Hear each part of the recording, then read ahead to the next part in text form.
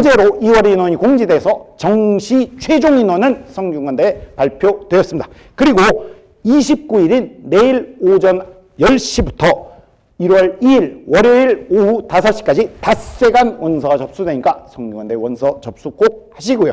그리고 나서 조금 전 말씀드린 확대 입학 상담도 가능하면 꼭 한번 받아보시기 바랍니다. 물론 받으신 분은 이제 괜찮으세요. 자, 그리고 나서 여러분들 1월 7일부터 12일까지는 의예과 면접 그리고 예체능의 실기가 실시가 되고요. 2월 6일 이전엔 최초 합격자를 발표해드리면 등록이 이루어지고 2월 10일부터 16일 오후 6시까지 추가 합격이 이루어지게 됩니다. 그래서 성균관대 입시는 2월 16일 6시가 저녁 6시가 되면 모든 2023 입시가 끝나게 됩니다. 그러니 여러분들의 경우에는 점심 식사 드시고 16일 오후에 성균관대로부터 추가 합격 전화를 받으셔야 됩니다. 그래야만 여러분의 가진 점수를 단 한 점도 낭비하지 않고 가장 잘한 입시가 되기 때문입니다. 가장 잘한 입시 하시려면 너무 힘드세요. 그래서 조금 빨리 합격하시는 것도 좋은 거죠. 그래서 이런 입시를 하시기 바랍니다. 자, 그래서 먼저 성대식 환산 점수를 통해서 성균관대 위치를 잡으셔야 됩니다. 전형 요소가 첫 번째로 보아야 되는데요. 인문계 자연계 공이 수능 100%로 선발합니다. 의예과의 경우도 수능 100%로 선발하는데요. 인적성이 중요해서 인적성 면접을 패스 페일로 합니다. 제가 정보를 하나 드리면 의예과의 경우에 전년도에 합격권에 든 학생들은 인적성 면접에서 페일이 한 명도 없었다. 이렇게 설명을 드립니다. 자, 그리고 의예과 여러분들이 정시를 하다 보면 인적성이 워낙 중요해서 각 대학들이 지금 계속 늘고 있어요. 저도 뭐 맞는 걸로 생각합니다. 근데 여기 뭐 한 10% 이렇게 점수에다가 설정이 돼 있는 데가 있어요. 이것의 의미는 뭡니까? 자, 의예과의 입시는요, 정시는 0.1% 갖고 하는 거고 성균관대 의대가 0.2%더라 그러면 펑크가 난 거예요.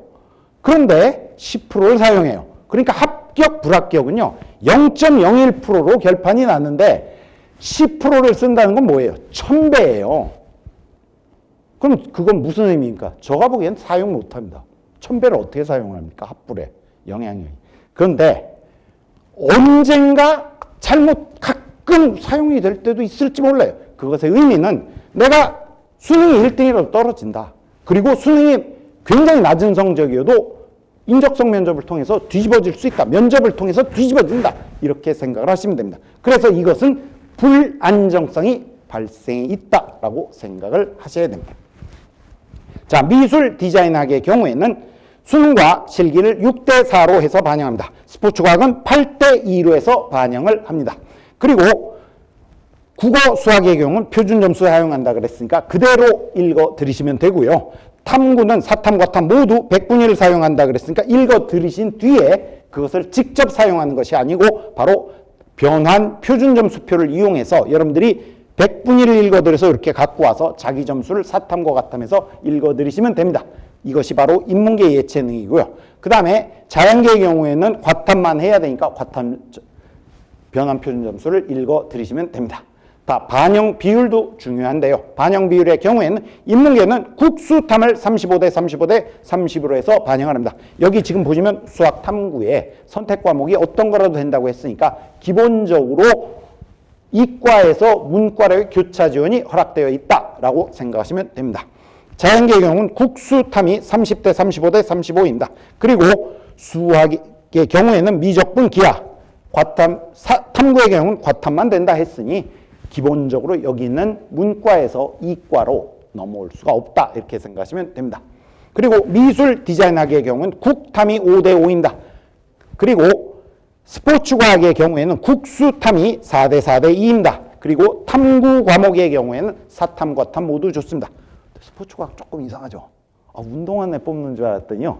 지금 보면 수능을 80으로 반영하고 그 80 중에도 다시 국어 수학이 40, 40이래요. 이건 무슨 의미일까요? 수능 좀 하는 애를 뽑으려고 그러는 의지가 있구나. 이렇게 생각을 하셔야 됩니다. 그래서 지금 전국에 운동하고 계신 분이 계십니다. 이 추위에도 불구하고요. 이 사람들은 수능 끝나고부터 운동을 하고 수능이 좀 나온 거죠. 그런데 성균관대 오기에 조금 부족하니까 저희가 근데 운동을 좀 해요. 그러면 스포츠과학에 들어오기 위해서 노력을 하고 있는 분들입니다. 자, 그리고 한국사와 수학은 등급밖에 없죠. 그러니 등급을 읽어드리시고 등급별 가산점을 드립니다. 등급별 가산점 부여 방법은 영어의 경우 1등급은 100점, 2등급 97점, 3등급 92점 이런 식으로 반영을 합니다. 한국사의 경우에는 4등급까지 모두 만점을 드립니다. 자, 그리고 성균관대 환산 점수는 이러한 조금 전에 점수를 읽어드린 방법과 반영 비율에 의해서 식이 나와 있고요. 이 식에 넣으시면 잘 나옵니다. 그래서 자신의 성대식 환산 점수라는 게 나오게 되는데요. 계산 꼭 해보세요. 뭐 이걸 계산을 해보십니까? 여러분들이 상담하실 때 그냥 얻으시거나 또는 여러 가지 계산기들에서 한번 얻어서 그냥 기록만 해두시면 됩니다. 자, 이제 최종 정시 모집 인원을 어제 발표를 했으니까 알려드려야 될 텐데요. 모집 단위에 따라서 보여드립니다. 먼저 인문계입니다. 인문계의 경우에 가나군에 골고루 배치되어 있었습니다. 그래서 수시 2월 인원들이 더해져서 최종 인원이 확정이 되어 있는데요. 먼저 인문과학 계열은 가군에, 사회과학 계열은 나군에, 경영학이 가군이면 글로벌 경영이 나군에, 그리고 글로벌 경제가 가군에 있으면 나군에 사회과학 계열에는 경제학이 있습니다. 그리고 글로벌 리더는 나군에, 한문교육, 교육, 영상, 의상은 모두 가군에 배치되어 있습니다. 영상이나 의상의 경우도 예체능이 아닌 그냥 수능 잘 본 사람을 뽑아서 그런 사람들을 기업에다 보낸다 이렇게 생각하시면 되겠습니다. 여러분들 자연계의 경우에도 가나군에 골고루 배치되어 있었는데요. 여기에도 수시 2월 인원이 반영이 돼서 최종적인 인원들이 다 나와 있습니다. 지금 보시면 자연과학 계열 나군, 전자전기 가군, 공학계열 나군, 그리고 소프트웨어학이 가군에서 나군으로 이동하였습니다. 그런데 놀랍게도 글로벌 융합학부는 저희가 수시에서만 취업을 계속해서 다 뽑았음에도 불구하고 최종적으로 2명이 남았습니다. 그래서 가군에 배치되어 있고 이제 소프트웨어학과 글로벌 융합학부 사이에 가나군을 지원을 하는 사람들이 생길 걸로 예상하고 있습니다. 반도체, 글밤의 약학, 의예는 모두 가군에 있습니다. 그리고 수학교육, 컴교, 건환공도 모두 가군에 있다 이렇게 생각하시면 되겠습니다. 자, 예체능계의 경우에는 가군에 모두 배치되어 있습니다. 그래서 최종 인원을 보여드리면 원래 책자에도 그렇고 다 1475명이었는데 최종 인원은 1500명이 넘는 1517명이 되겠습니다. 자, 이것은 현재 성균관대 웹페이지에 공개되어 있는 명목상 경쟁률입니다. 명목상 경쟁률을 지금 보시면요. 글경이 9.62 대 1, 글로벌 리더가 8.65 대 1이었어요. 딱 무슨 생각 드세요? 아, 이거 수시 아니야? 예. 수시 아닙니다. 정시인데 이 경쟁률이 났어요. 그럼 저는 어떻게 작년에 생각했을까요? 제가 작년에요. 설명회에서 성균관대 글로벌 경영은 7대 1이면 무조건 펑크다 이렇게 말씀드렸어요. 그랬더니 정말 자신감을 갖고 9.62 대 1까지 만들어 주셨습니다. 저는 어떻게 생각했을까요? 아, 설마 펑크 나겠냐 이렇게 생각했어요. 아, 이거 펑크 안 난다 이렇게 생각했고요.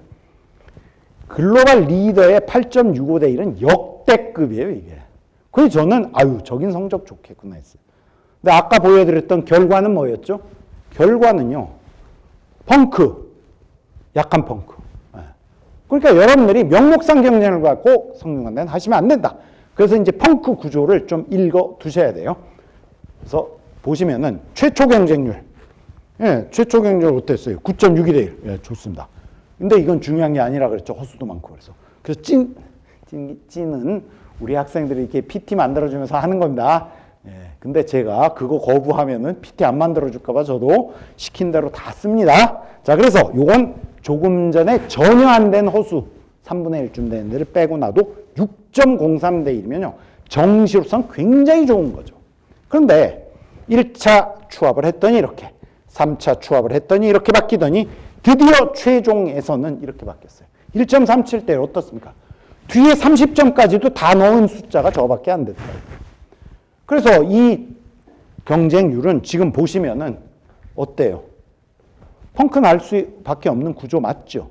그래서 여러분들이 이러한 구조들을 제가 다 보여드린 이유는 이걸 가지고 성균관대 입시를 할 때 상담받고 정확히 하셔서 성공을 하시고 꼭 합격하시라는 뜻에서 보여드립니다.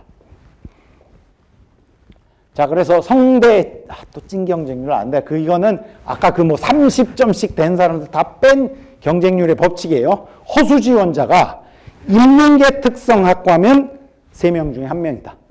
그 다음에 자연계 특성학과라면 무려 5명, 6명이다. 10명 중에. 그 다음에 의대, 약대라면 그냥 3분의 2는 허수다. 이렇게 생각하시면 돼요. 이건 여러분들이 기록을 해두시면 참고가 되시고 도움이 되실 겁니다. 그래서 이러한 찐 경쟁률의 법칙을 꼭 보시면서 원서 접수를 하시면 되겠어요.